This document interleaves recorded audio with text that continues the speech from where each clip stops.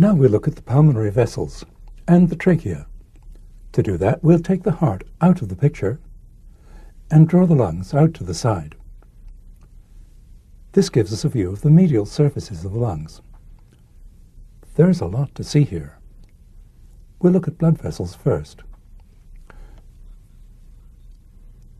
This is the aorta, heavily calcified in this specimen. It's been divided just at the beginning of its arch. Here's the divided right pulmonary artery entering the hilum of the right lung.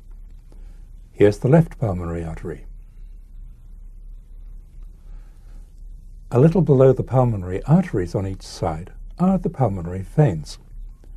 Here on the right, here on the left. Above and behind all the great vessels is the lower end of the trachea, or windpipe. It passes downward into the thorax, just to the right of the aortic arch. Here are the same structures in a different specimen. Here, we've left the lower part of the pericardial sac intact. Here are the divided ends of the pulmonary arteries and pulmonary veins. Remembering what we've seen of the heart, it's not hard to envision the pulmonary trunk and its bifurcation here, and the left atrium, if we were to stretch it out, here. If we take the aortic arch out of the picture, we can see the trachea coming down through the superior thoracic aperture, behind the upper part of the sternum.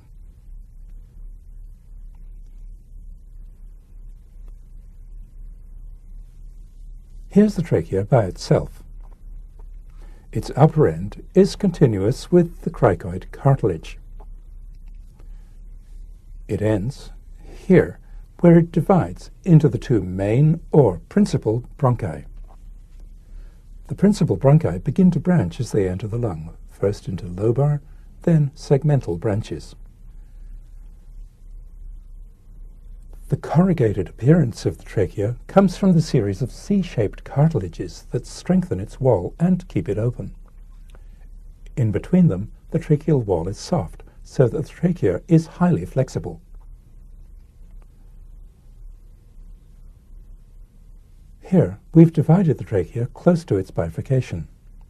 The cartilages end here, making the trachea somewhat D-shaped in cross-section, with a posterior wall that's quite soft.